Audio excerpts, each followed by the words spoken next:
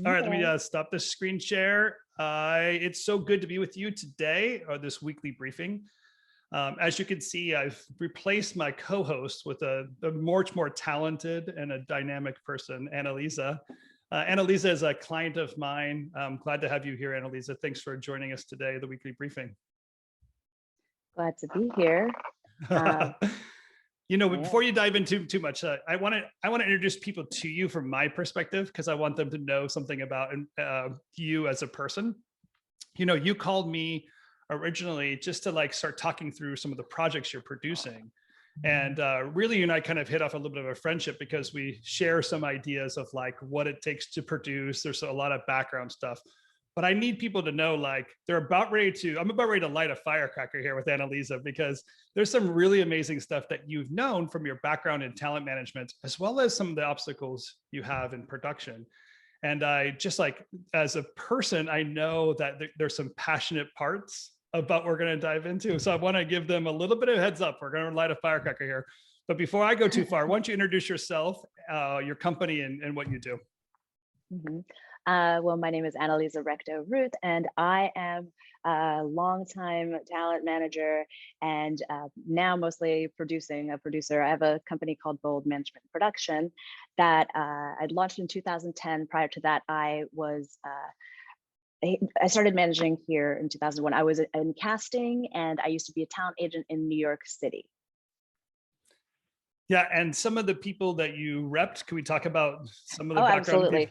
The careers of, I mean, basically when I was in New York, I was at Abrams Artists, and it was really exciting to grow up in the culture of especially in New York, working with very well-rounded, talented people, and being involved and having the insight into careers of, I didn't realize it mattered then, but when people of color, because I feel like back then we were all just fitting in and doing what we were doing. But back then, Dave Chappelle was an early client, Jay Moore, those were the back then days. And then when I got into management here in Los Angeles, I was fortunate enough to be at the Sorenson agency with clients like Halle Berry, Taraji P. Henson, Ruben Santiago Hudson, many others. But those were the top clients, and really understanding and getting to know, seeing the industry with more open eyes, and fighting for inclusivity even back then in 2001. Yeah, I love that you're coming from this conversation from that talent base, and now you're in production. So in a way, you've crossed over to the light side, the bright side. I'm just kidding. The right side of the equation. But but we don't often get that perspective of what talent managers, talent agents have to deal with. And in a lot of ways, there's some real care that you put into the process in concerning yourself with someone's career, with someone's latest move, the objectives you're trying to overcome. And specifically with some of the clients you've represented, there's been some diversity issues, some roadblocks along the way in managing that. So I love that you're coming at it from that point of view, because most of the people listening own a production company, own a studio, are doing work in agency work. And I'll just say, like, maybe this is some things that we haven't seen yet. Like we don't recognize what we haven't seen yet. We might have come across those issues, didn't know how to navigate those issues, or specifically, like maybe we've never even knew it was an issue at all. So I love the fact that you're coming from that point of view. Let me just ask a kind of question to kick us off, because I'm going to speculate here that a lot of people now kind of are recognizing that there's a change happening in Hollywood, especially in trying to get, just say, people of color represented. If you're an animation company, you might need to represent people of color just in the color tone you're choosing in a basic animation, but also people of color, up in front of the camera and doing that work. Give us a sense from your point of view, like what has the change, this awareness kind of meant to you, and what is your feeling around that awareness? I mean, it's all about change, and it's always been, and fighting for positive change, and championing diversity when we could always say diversity. Now it's cultural awareness and inclusion. Those are even more correct words. Departments and all the studios have been popping up, but that's the thing. It's a matter of this has been going on for a very long time. The battles back in, I don't know, 2000 when Latinos broke through with like Eva Longoria. But I'd say what people are understanding now, the opportunities have arrived, and they come in little pockets. It comes when someone feels like we did it, but that's enough. We made one movie and that's enough. We made one project for this community and that's enough. And those are the things that have been, we've been growing towards and always fighting towards, having underrepresented stories, voices heard, and that content, made. So those are the things that we've gotten to now. I think we can cut through from then to now. Let's see what's positive after all that. There's consciousness for inclusion.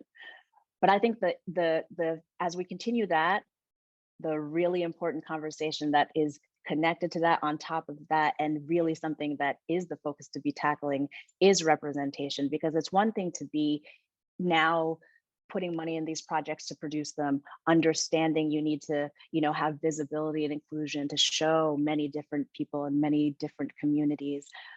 But representation is this thing that still people are having to learn to do properly. And that's going to take time. Okay. And representation, and the difference, including is just being in the picture, but representation is actually the respect that you give the community that you're representing by authentically, including them in the story or the project that you're telling. I love that distinction, and you're the person that almost had to teach me what that really means, because the inclusive part really is kind of treating people like a commodity. Like, we have one, there's one. Representation is leveraging the person for who they actually are. So that's including their community and so on. Let me ask a question before we get too far down that path, because this is one thing I'm just really curious about. Like, right now, everything feels very reactionary. So it's the result of something. So everyone's impulsively reacting. They've created extra filters and extra agendas, but it's such an acute amount of time. It's like there was almost like a starting moment, and everyone has now fanning out these desires really quickly in a very reactionary way. And I'm wondering, like, is that the right way to do it? Like, what's your feeling about that? And like, do you almost feel like, oh, now we're just token that, okay, so it's in the moment, we have to be token. And is that fair? Is that good? Are you grabbing hold of that moment? Are you fighting against that moment? What's happening with you and that kind of thought process? And it's that tokenism that always has been, the issue for always. And that's what kind of gets in the way of that inclusion, or what you have to leverage. Here's the thing, it's like every opportunity is an opportunity. And having the chance to have the platform to speak, tell the story, create the project is vital. I mean, you take it, that's a gift, for me, people like me, and the thing is, it's like, what's the next step? Like, people are taking that initiative, and now, like you said, it's like, okay, do it. Like, we have to be making these projects, but it's not just to check it off, check the box, because there's still a lot of that happening. And what's interesting in very, very current projects now, even with this atmosphere of so many projects and so many, inclusive roles that they're slipping in, it's really understanding and navigating, when is it tokenism and when is it really, core to the story and meaningful, and that's still happening. And people say, and I believe too, it all starts at the top. Like, who are the decision makers who are at the top? And there has been a lot of executive shuffle going around all over town, all over the world, people understanding that, we need to include in our rooms, in our decision-making rooms, people the stories we want to hear also, because the way that they can input and give their perspective on the content that's being created, that's so vital. There are people still in rooms now. What really is challenging about that, and what's challenging now with all of the opportunities being given to underrepresented voices and minorities, diverse people of color, et cetera, it's great. But once you do get your project greenlit and things are going, there's still and it's natural, it's like a studio, production company, but a studio or network will have their oversight. And there's still lots to learn within those upper, levels, that high level of the difference between, authentic representation on camera and allowing the creatives that you're actually giving the opportunity to tell their stories, to actually tell them the way they're writing them and telling them, and not be afraid of promoting and raising stereotypes. Yes. Because that's what I hear and I've heard. And that's the opposite. It's almost like how do we explain what the challenge is, right? Because in a way, like, I swear we all know it. It's hard for people to voice questions or concerns, even if like someone was honest and said, I honestly just don't understand this situation. In today's environment, okay, all of a sudden now you're a racist because you don't understand representation instead of inclusivity. Like, to almost want to be able to say, like, is it fair that we're basically just choosing someone only based on the color of their skin now, or only based on their origin of sexuality, sexuality or something like that? Like, what is it that, are we just simply grabbing people like a checklist? Or more important, what does the story represent, and how does that person, who they actually are, the full person, represented within the story, to add that color and diversity, or not diversity, but depth to the story? Depth and authenticity. And it's happening both. You have these creators that are now finally, getting the chance, and more getting the chance, to share their authentic voices and stories. And then you still have traditional Hollywood and people in the business already, adjusting their content to be inclusive in those ways. Once again, it's never like bad on you, don't ever do it, because we want to be seen. We want to be, you have to see, people, content is so important, because content is how people learn about the world and other people. And the only way we're going to, achieve all of what we need to achieve to really educate people is including all of these, all of the nuances, all of, everything that makes us different. Even me as an Asian, I'm Filipino, I'm not Korean. The only way you're going to see that is if you let me be the Filipino that I am, if I were an actor on screen or a writer telling my Filipino story. And it's not just an Asian story, because it's nuanced to my experience, So the studio system still, is very controlling about, over these creative voices that they're giving the freedom of expression to. So it's that funny thing that, you have this balance of scales. You're giving them the freedom to tell their story, but only to where you feel like you still need to censor to make it palatable for whatever audience you think needs to hear it. But the idea is everybody does. Do you have an example of like somebody that is doing it well nowadays? Well, like, can you? Doing it well? I mean, I think that the people that the people of BIPOC people of color that are already known in the industry and at the top of the game, the shows that are winning awards, you know what I mean? It's like, that's great. Like Pose, there's one, the creator of Pose, like he was able to get his trans story up and out, and that was the first time a show like that was made. And then the first time 5 trans talent were cast in series regular roles. That's historical and groundbreaking.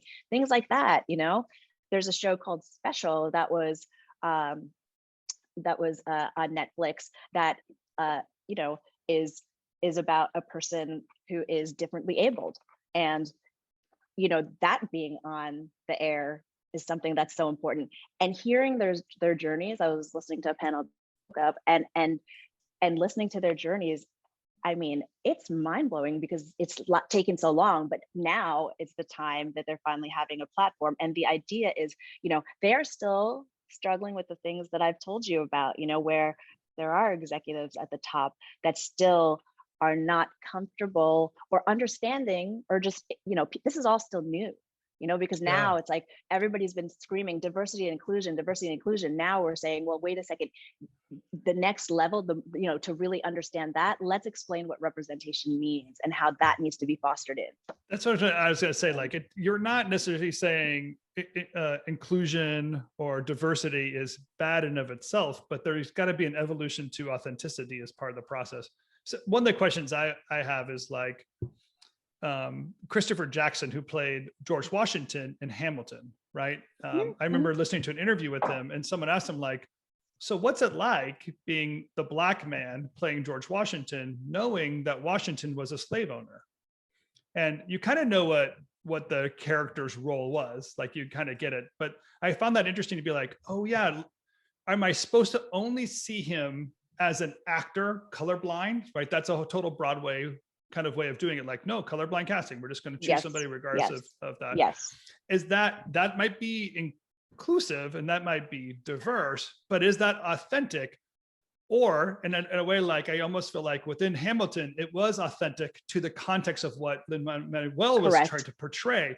So it has like these awesome layers to it, but an executive has to understand that part of it and not just finance something so they don't get fired or put somebody's face out there just to check a box. That's where I think, if I hear you right, where you're kind of want to educate people. Well, absolutely. And I like that you use that example, because that, it's that same thing is color blind casting versus color conscious casting. That's what that is, right? That's the parallel to that. But it all depends on the project and the story. And that's why you have to step back and go inherently, okay, let's assess this project for what it is. Let's assess this individually. It's all taking, each thing is, you can't bucket everything. Everything is a special case. And in some instances, if a story Lin is a person of color. He was telling a story. He was giving a message. He was the same way television series, we create all these alternate universe TV shows. Yeah. You can look at it that way. You know what I mean? So that's just an example on Broadway like that. Ashley Park was on the panel. She's a Korean American actress. She's on Emily in Paris right now, and she was on Mean Girls and Broadway, starred in that. And and there's no Asian girls in the real Mean Girls, but that's the thing. It's like, it's not about, it just depends on what the project is, and thinking about it that way. And there's, like I said, there's room. And while there's projects where, it feels like tokenism, maybe it is when it came out, I'm not sure, because I wasn't in the writer's room. I have to hold hope that when it's actually happening, when they cast it, when they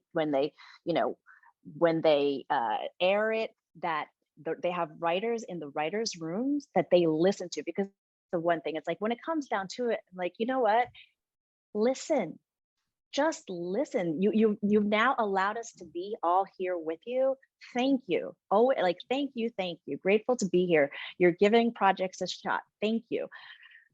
And now when we say things like, oh, this is what it's like when we're in a Filipino family at home having a holiday celebration. If you're making a Filipino movie and you think they're too loud and there's too many accents and everybody sounds, that might be, it's not, it's real. And it's not a stereotype. That's your point. It's like, if it's actually represents the community, it's not a stereotype, it's a representation of the community. Right. It's actually what you love about the people. It's the flavor of the season, and what makes one culture different than the other, and which to be different isn't bad. We don't want everyone homogenized, do we? Yeah. No. Yeah. And that's the point. It's like there's so much, everybody's so divided, because we're looking at our differences and not having any education about them, and being able to spread like just misunderstandings and misinformation because people don't know. And that's my point in the listen part, because that's what I'm seeing it's all coming down to, is like, I want to be heard. Thank you for allowing me to tell my story, because that's being heard. But when you actually listen to how I want to tell and allow me to tell that, you can still be the professional that guides me in the successful way it needs to be.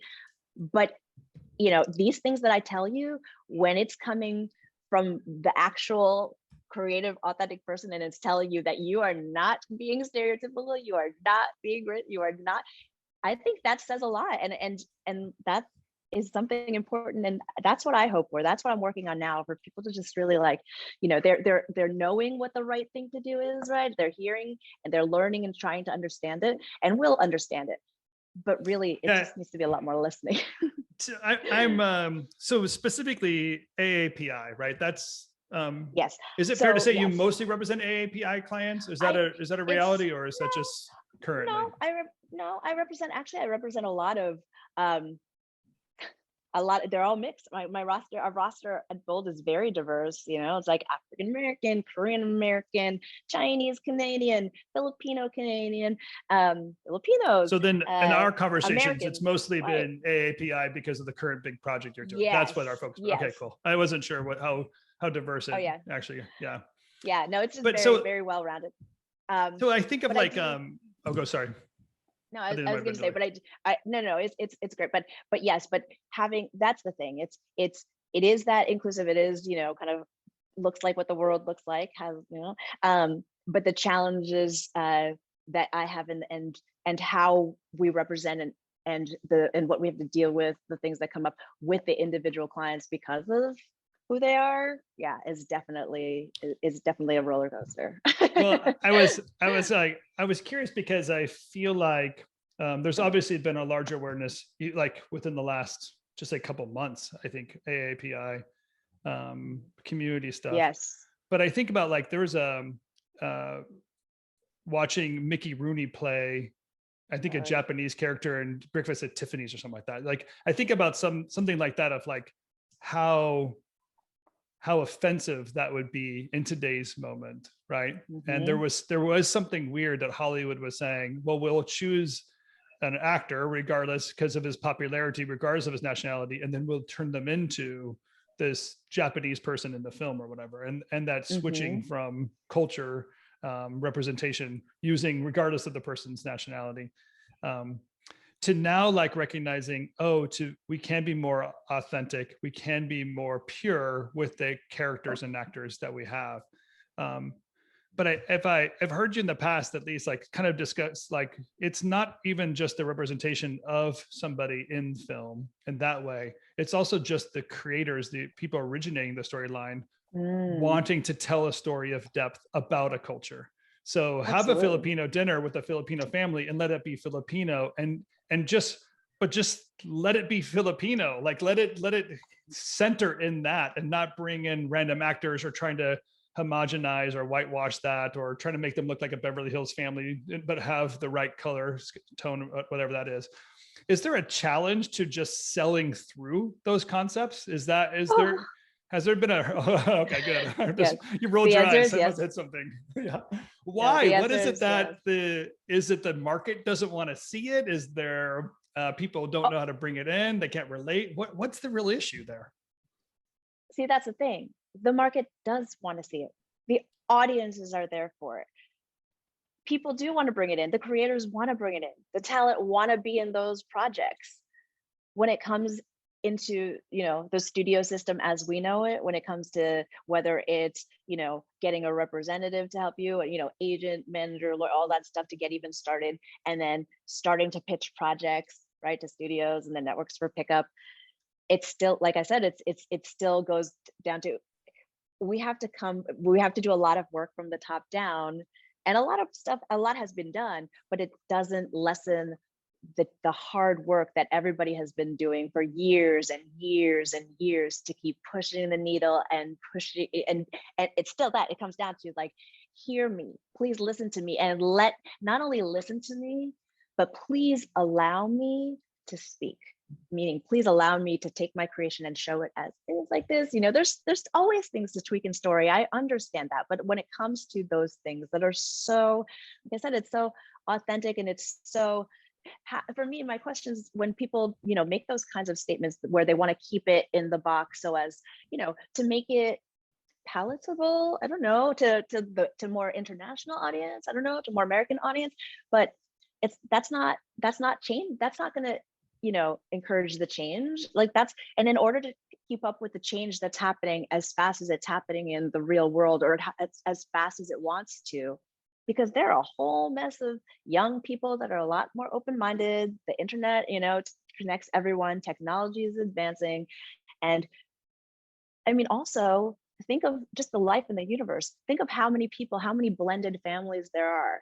You know, Yeah, blended right. means so many things. It could be mixed race. It could be, it could be LGBTQ plus. It could be, differently able. It could be, there's Yeah. so many diverse It could and just blended mean families. divorce It families could with be that. divorce. Brady Bunch. It could be that. Like now, it's just understanding that these subjects mean, a family can look many different ways and should be represented many different ways on screen to be able to give, to give the whoever's the audience is. Well, we don't know who all the audience is. We might guess for the people who are making it, understand who they want to make it and relate to. But just the mere fact of, think of the things when we were younger. It's like people watch a lot of content, and even now more so, everything is on phones. Everybody's constantly consuming, constantly on the screen, so it is vital to have.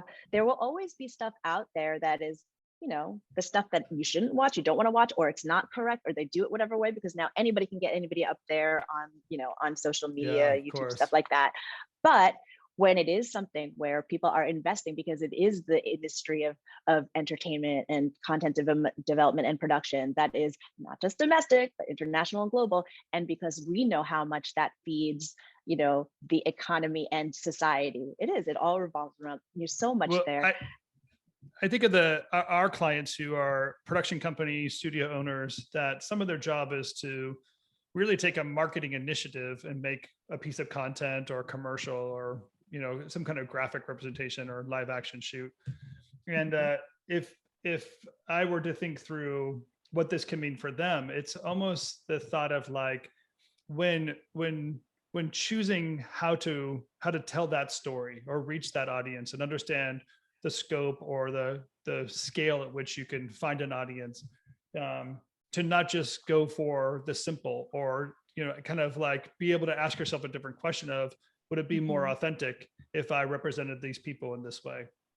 And I have a specific project in mind where somebody was doing a commercial for, I want to say it was a baseball team or something. And they were just doing it almost in cartoon form. There wasn't any human to cast necessarily, but they had built some boards, and the boards they had built, there was a longer conversation of like, what's the best way to represent a baseball player? And the thought of like, well, which color do you choose? Like, you actually have to choose a color from Pantone's book to say, what do we really mean by representing somebody in a way? Like, is it this shade of brown, or is it a little bit darker, or is it too white, or do we add a little bit, like, I almost want to like, should we just make them green so that we don't have to figure this thing out? And I think about the challenge of like what that color space is to represent something more clear. And when I hear you talk, I almost feel like, well, what was the story you're trying to tell? Exactly. Not like what color to choose of Pantone. Like, is it not a clear enough story that we would understand who that person is and what their ability is and what you're trying to, I mean, are you just choosing some color out of a Pantone book? No wonder it takes a panel of 9 people to choose that right color. Yeah, and that's the thing, because if it's already inherent in whatever you wrote or how you told the story, that's another thing. I'm a Filipino that looks like this. I know Filipinos that look really Spanish. You'd never know they were Filipino. They look very Caucasian, Spanish, very fair. I also know Filipinos that are very, very dark and very, very ethnic looking. Very, that's it. I think I'd mentioned to you, like, there's over 70, over 80 languages, dialects spoken in the Philippines, something big, a big number, and everybody knows, oh, Tagalog speak Filipino, but mostly everybody talks English. The local language of the Philippines is practically English, but that's the thing. It's like and those are just Filipinos. So you can imagine with regard to every, let's say, Asian ethnicity. Tim Kang is a longtime client. He's on Magnum. He was on Mentalist, and he's a Korean American. He's a very all-American guy. He's very connected to his roots. He's very Korean, but he's also very American. And the thing, with talent like Tim, and I have another client, Christopher Larkin. He's Korean American too. They're very American Korean. even though they're very, you know what I mean? And Chris's story is different. He was, Chris's story is different. He's actually he was adopted into an Irish family. So he had an Irish upbringing, and his connecting to his Asian roots and Filipino roots is later. It's amazing. But that's the thing, but it's right. But it's right. How do you tell that story? The way they look, or the way they act, or how they were upbringing, or how do you it's like people are diverse. And he's so incredibly talented. He's a musician, he's an actor, it's like he can write music. He's so incredibly talented that it's like, wow, but he encompasses and embodies all of these things, because on the outside, he still is Korean. And then he went to learn more about his Korean roots, and he's, and he understands the plight of the Asian American, which he had to live that plight, even though he grew up in a white family. Sure. You know what I mean? So that experience, which I'm sure is familiar. Can you imagine the backlash he would get if no one understood his background and he represented an Irish person? Do you imagine the backlash he would have got? It's almost unfair. It's unfair, right? It's unfair because at the end of the day, it's like he's like, I don't know, I know Irish. I grew up Irish. What do you want me to be? He's Irish. He's Irish, right? So yeah. That's so funny. It's those things, and it's like understanding in the world we live in today. It's like, what does it mean? How do people identify? And then, and then seeing them for giving them the space to learn to understand. And there's so much teaching to do for all the young people so that they understand, like, oh, it doesn't just mean I'm this one thing because I look like this. That's it. B, my family is like that. That's it. Because it's so much more nuanced now. And like I said, we didn't even talk about when LGBTQI, like the sexuality and identity comes into that. So it is all of these combinations, and I've talked to, a colleague in diversity inclusion at Warner Media, and, they're doing such great things there. She told me their department, their diversity and inclusion department now is like, I think 55 staff strong. That's very cool. That's the right kind of initiative. Putting the money where their mouth is, in a way. That's awesome. Right. And hey, listen, we're hit way beyond our half-hour mark, but we always do. I'm not even surprised because I have an extra half-hour pad in my booking when I talk to you, because I just know we're going to go over. Can I just thank you so much for sharing, because I find this difficult to navigate sometimes, and I need somebody I trust and I appreciate, and will let me try to process out loud. And I appreciate you kind of keeping me educated and being part of this process for me too. I love learning and growing from you. So I appreciate you taking the time to share with us today and share with me continually. Absolutely. And for those of you kind of watching, I appreciate you guys being there, being part of the conversation. I know you guys had additional questions. If you want to ask those questions, Annalisa is also on community. I see her in the Lady Bosses chat room too. So I know the Lady Bosses know Annalisa. But feel free to just post questions there. I'll put this briefing up there as a video, and you can keep the conversation going. And then until next week, we'll see you in weekly briefing. Annalisa, thank you again. We'll have to bring you back with more challenging Absolutely. ideas. There's always stuff. There's always stuff to say. There's lots to do. So thank you so much, Tim. Yeah, of course. We'll talk to you later. Okay.